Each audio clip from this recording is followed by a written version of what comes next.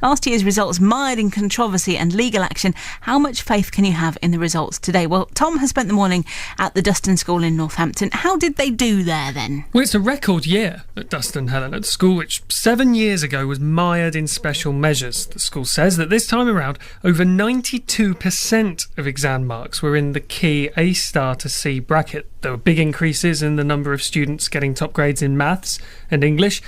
And there are always loads of success stories on a day like this. I've been speaking to some of them, starting with Florence, who's in year 11. You're actually shaking. You've just opened your results. Tell me what you got.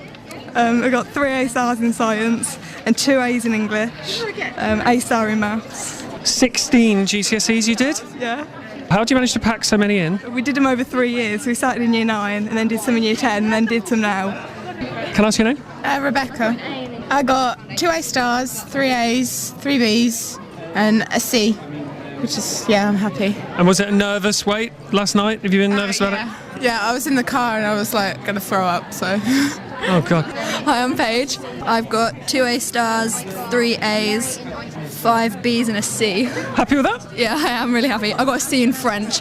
I am fluent in a language now. Talk about nerves. I think everyone can remember how nervous they were on exam results day. What's it been for you over the last couple of days? I haven't really thought. I've tried not to think about it. But a case of this morning, I woke up feeling ill. I was like, come down here. It's nerve-wracking. I'm happy now with what I've got. Was it break time? At first I thought that someone might have set off the fire alarm because they were so angry with their results, but I think it was the brake bell firing as it normally would do. Oh, do you know, I remember that day really well. I was so nervous, and I only did 9 GCSEs. Yeah, me too, I did 9. And people, they're doing 16 of them. We'll come on to that okay. in a bit, but it's basically to do with the fact that you can take GCSEs younger now than schools used to let you. Nervous day for students, of course, Tom. Not much easier for the teachers. Well, yeah, I mean, staff at Duston, and this is the good thing, when you're there and you're not actually one of the people getting their results, you're there in the half hour before the pupils are let in, and you see how nervous the staff are. They were sharing the same stories of sleepless nights and nervous tension that we heard from Paige and her student colleagues there. For every teacher, there's the pressure to help people reach the best of their ability, of course.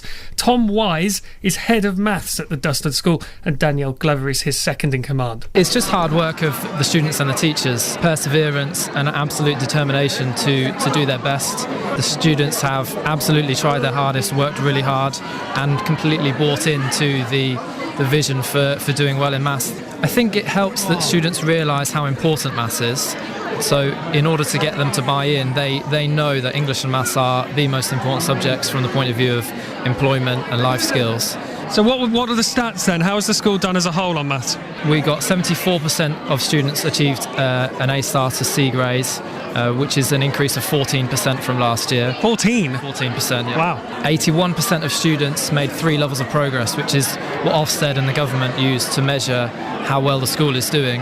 And 39% of students actually got 4 levels of progress, which is exceeding their targets. Now, Danielle, the BBC News website all this week has run sample questions from different GCSE subjects, and the one that's up there today is maths. I had a go at it earlier and it did not go well. Without making it sound like a cliche, everybody uses maths every day, whether they know it or not. It's about understanding what those exam questions are asking, and that is part of what we've taught this year. We're in effect preparing our students for any sort of job that they could end up going into. So you may not use ratio, but a hairdresser who's mixing different colours for dye will use ratio. You may not use Pythagoras and trigonometry, but a carpenter who is preparing a set of windows using various timber and angles will use Pythagoras and trigonometry. Yeah, it's about what you end up going into, what stuff you end up using, but I assure you, you will be using maths every day. Is it one of the challenges for a maths teacher then, making the subject relevant, applying it to people's everyday lives? Because when I studied it, it always felt a bit dry. Very much so. That's again what we're starting to do this year. We had a week on pizza, which was different. My favourite. So we managed to bring in area of a circle nets to make up pizza boxes. Did they get to eat it afterwards? Unfortunately, no. Too many students, not enough pizza. It's very easy to talk about what students have learnt on a day like this. What have you learnt? That sometimes, no matter how hard you push students, it's not going to happen for them this time round. But also, there's some students that can really surprise you, and that is what the job is about. It's days like today. I mean, I just feel so thrilled having seen some students' results, some students at the beginning of the year that I was doubtful of, and have really pulled it out of the bag. Does that change your approach as a teacher? definitely. It makes me more positive. It makes me look at students differently. It makes me see potential where I may not have seen it before. So Dustin's bucked the trend then, Tom, but results down nationally. Yeah, schools have already said, though, that it's hard to compare the results of this year with previous years. One of the big changes is that a lot of 14 and 15-year-olds are taking GCSEs now. You mentioned that earlier. That enables students to build up a bigger range of qualifications. You can take 15 or 16 GCSEs now. But there are concerns that allowing younger people to sit GCSEs is distorting the overall results picture.